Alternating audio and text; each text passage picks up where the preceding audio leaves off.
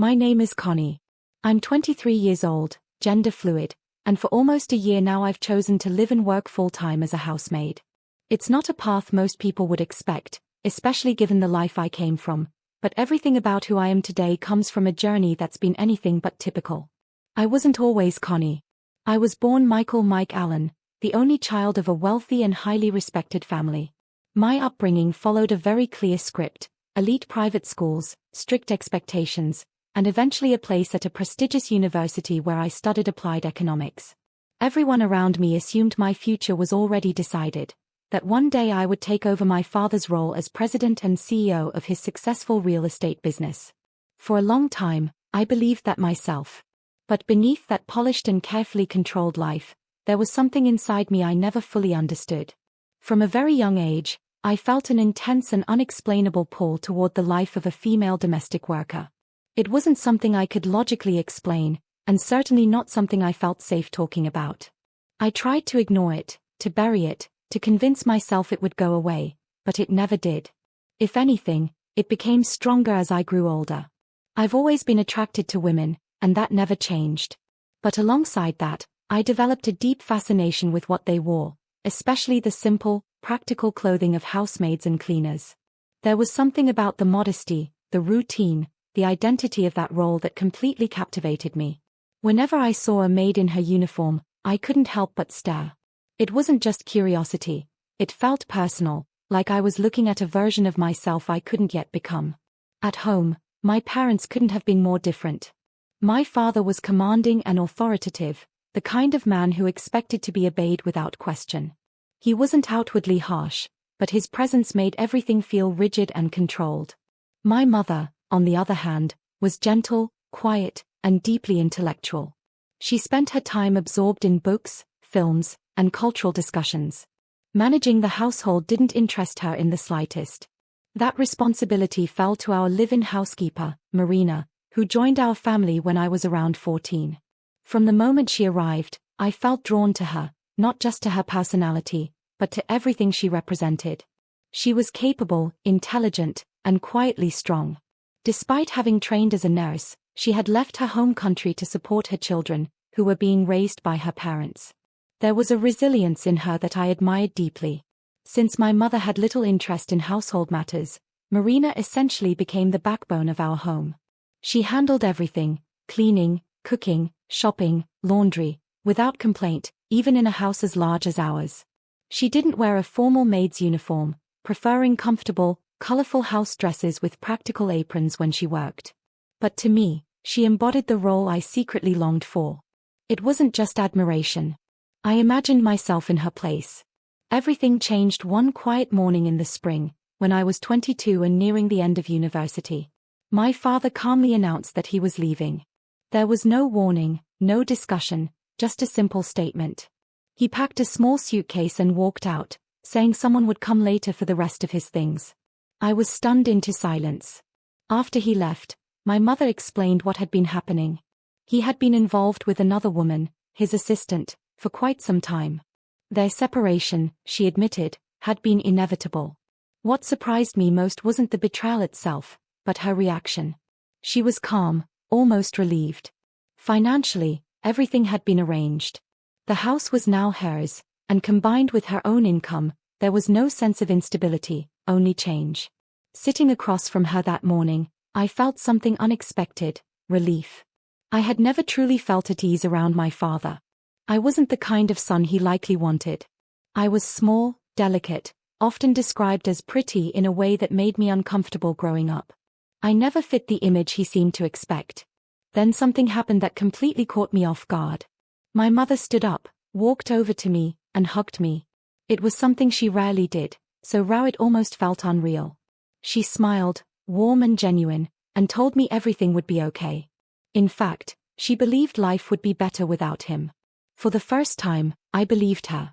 From that day on, the atmosphere in the house began to shift. The tension that had once filled every room slowly faded. Everything felt softer, lighter, freer. The shadow that had always lingered over us was finally gone. And in its absence, something new began to emerge, something closer to who I truly was. The change wasn't just in the house, it was in my mother too. The quiet sadness she once carried seemed to lift, replaced by warmth and laughter. There was a brightness in her that I hadn't seen in years. She even began to joke with Marina, who gradually dropped the formal way of addressing her and started calling her by her first name. A few days later, we found ourselves sitting together at the breakfast table, something that felt entirely new. Marina joined us, no longer standing off to the side as she used to. It was a small moment, but it marked the beginning of something different. Something more honest. Something more real. And for the first time in my life, I felt like I was finally beginning to step into myself. My mother looked at me with surprising casualness. "Mike, why don't you help Marina with the housework?" she suggested, as though it were the most ordinary idea in the world. "This house is far too large for one person, and she could use an extra pair of hands. Besides," she added thoughtfully, "you've seemed a bit unsettled lately. You're keeping up with university, but it feels like your heart isn't really in it." Heat rushed to my face instantly. Somehow, without me ever saying a word, she had brushed against something I had spent years trying to hide. Before I could even form a response, Marina spoke up, her tone calm but unmistakably knowing. "Come on, Mike," she said gently. "I've known you long enough. You'd enjoy it more than you think." I stared at her, completely caught off guard.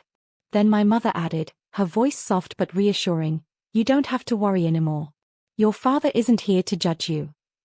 She paused, then continued almost casually, "And Marina mentioned you have a few things tucked away in your wardrobe. Clothes that might come in handy if you decide to help."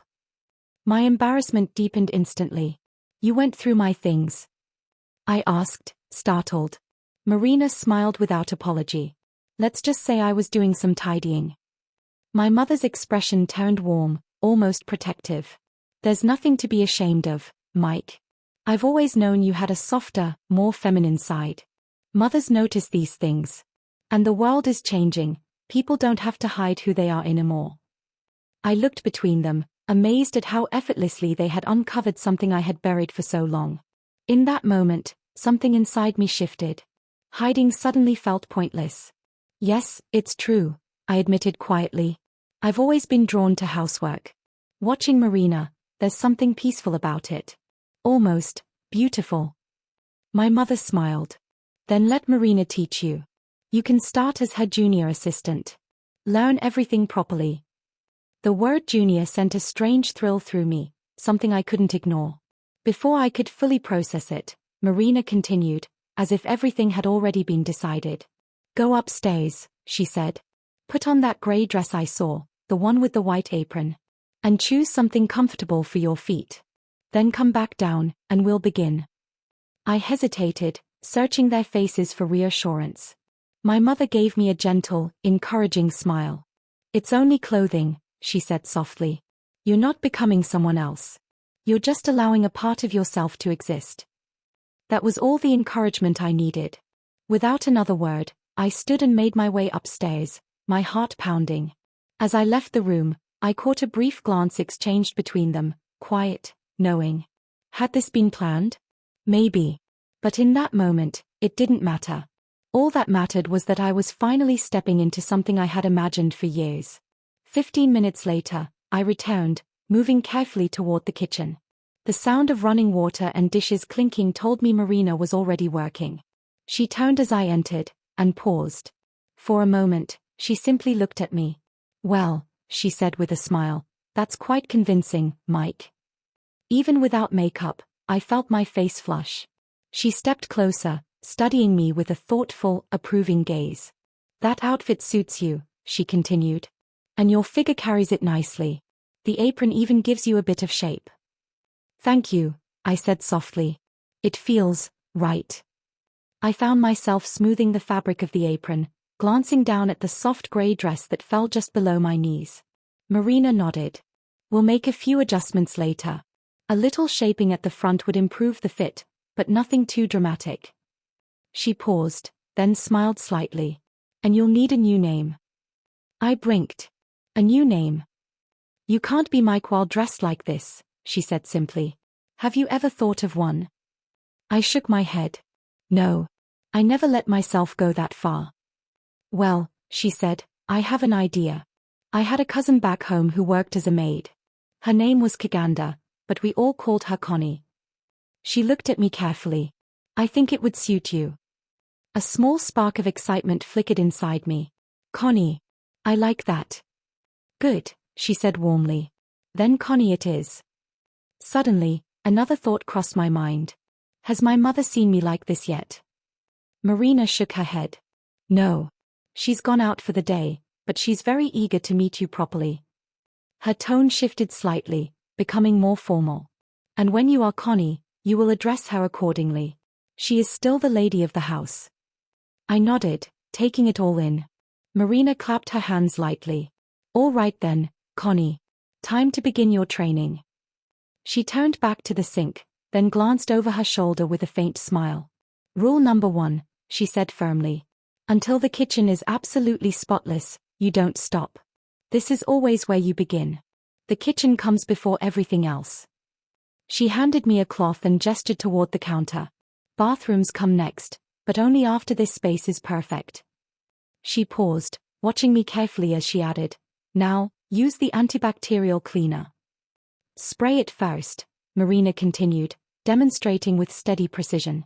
Then wipe every surface thoroughly. Once that's done, sweep the floor and finish with mopping. I'll handle the dishes while you work, and I'll guide you step by step. Yes, Miss Marina, I replied, instinctively adopting the formality, as I moved toward the cupboard beneath the sink where the cleaning supplies were neatly arranged. That moment felt like a true beginning. There was something surreal about it, like stepping into a life that had once existed only in imagination. Yet at the same time, it felt completely natural, as though I had quietly been moving toward this point for years. There was no pressure, no force pushing me into it. Both my mother and Marina treated me with patience and understanding. But as days turned into weeks, subtle changes began to take root. The language shifted first. My mother became Madam or Mrs. Allen in every interaction. Marina became Miss Marina. It wasn't imposed, it simply evolved, settling into place as if it had always belonged there. And somewhere along the way, Mike began to fade. Connie became real, fully, completely. Under Marina's careful guidance, I built a wardrobe suited to my new role. Simple, practical dresses in soft, muted tones, each paired with a matching apron. Later, a few traditional house dresses, dusters, as Marina called them, arrived from the Philippines, similar to the ones she wore herself. My undergarments were chosen for comfort and practicality rather than appearance, aligning with the life I had embraced. Gradually, my appearance transformed as well. My hair had grown long enough for Marina to shape it into a neat, feminine bob. With her help, I learned to apply light, understated makeup, just enough to soften my features without drawing attention. To anyone outside the house, I was simply Connie, the live-in maid of the Allen home. And that was exactly how I wanted it. Inside the house, the roles became clearly defined. Mrs. Allen was the lady of the home. Marina, no longer just a housekeeper, had become her trusted companion. And I was the maid. There was a quiet balance to it. A sense of order that felt strangely comforting. As my mother's social life flourished, the house grew livelier. Once a week, she hosted her book club, small, elegant gatherings filled with thoughtful conversation, followed by wine and carefully prepared refreshments. On those evenings, I took particular care in my presentation. I often wore a crisp black uniform with a white half-apron, moving smoothly between guests as I served drinks, arranged plates, and ensured everything ran seamlessly. No one questioned me. No one suspected. And I preferred it that way. There was a quiet comfort in being unseen in that sense, in being known only as Connie. In that role, I found something I had never truly experienced before: peace, purpose, and a genuine sense of belonging. This wasn't a life that had been forced upon me. It was one I had chosen. One I had grown into. And before closing this chapter, there is one final truth worth acknowledging. Over time, Mrs. Allen and Marina grew much closer than either of them had been before. Their connection deepened into something built on trust, shared understanding, and the experiences that had shaped them both. Having been let down in different ways by the men in their lives, they found comfort in each other's presence. Together, they created a home that reflected who they truly were, a space where they could live freely and honestly. And within that home, I found my place as well. As Connie, I cared for the household, supported them in quiet, steady ways, and embraced the role I had once only dreamed of. In its own way, it felt as though each of us had found exactly what we had been searching for.